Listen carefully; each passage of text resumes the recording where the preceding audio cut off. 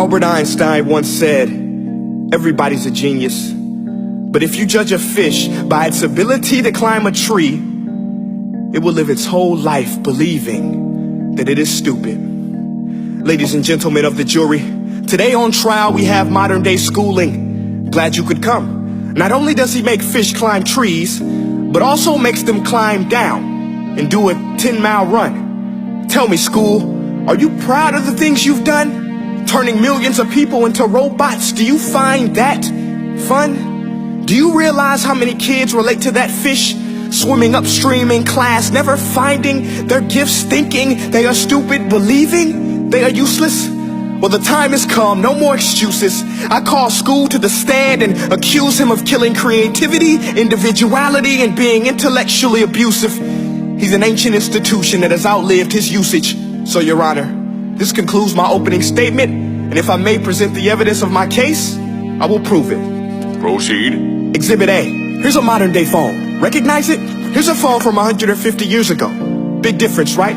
Stay with me. Here's a car from today, and here's a car from 150 years ago.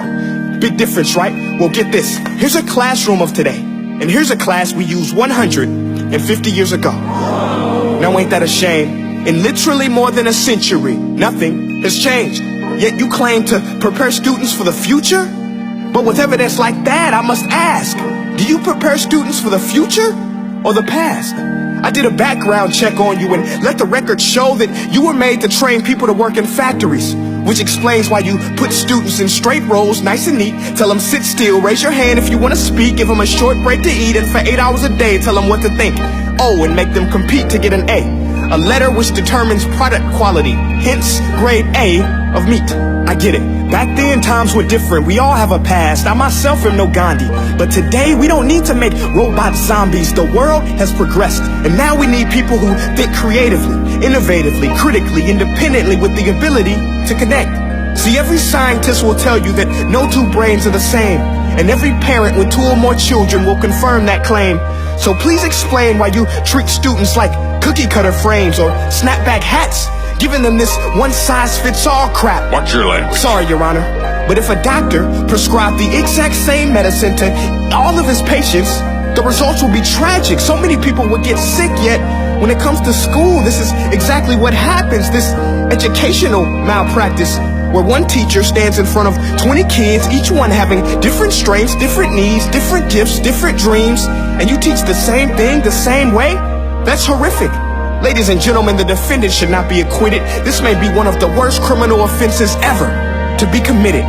And let's mention the way you treat your employees. Objection. Overruled. I want to hear this. It's a shame. I mean, teachers have the most important job on the planet, yet they're underpaid. No wonder so many students are short-changed. Let's be honest. Teachers should earn just as much as doctors, because a doctor can do heart surgery and save the life of a kid. But a great teacher can reach the heart of that kid and allow him to truly live. See, teachers are heroes that often get blamed, but they're not the problem. They work in a system without many options or rights. Curriculums are created by policymakers, most of which have never taught a day in their life. Just obsessed with standardized tests. They think bubbling in a multiple choice question will determine success. That's outlandish. In fact, these tests are too crude to be used and should be abandoned, but don't take my word for it. Take Frederick J. Kelly, the man who invented standardized testing, who said, and I quote, "These tests are too crude to be used and should be abandoned." Ladies and gentlemen of the jury, if we continue down this road, the results will be lethal. I don't have much faith in school, but I do have faith in people. And if we can customize healthcare, cars, and Facebook pages, then it is our duty to do the same for education, to upgrade it, change it, do away with school spirit, because that's useless. Unless we're working to bring the spirit out of each and every student, that should be our task. No more Common Core. Instead, let's reach the core of every heart in every class. Sure, math is important, but no more than art or dance. Let's give every gift an equal chance. I know this sounds like a dream, but countries like Finland are doing impressive things. They have shorter school days. Teachers make a decent wage. Homework is non-existent, and they focus on collaboration instead of competition. But here's the kicker, boys and girls. Their educational system outperforms every other country in the world. Other places like Singapore are succeeding rapidly. Schools like Montessori, programs like Khan Academy. There is no single solution, but let's get moving. Because while students may be 20% of our population, they are 100% of our future. So let's attend to their dreams, and there's no telling what we can achieve. This is a world in which I believe, a world where fish are no longer forced to climb trees. I'll rest my case.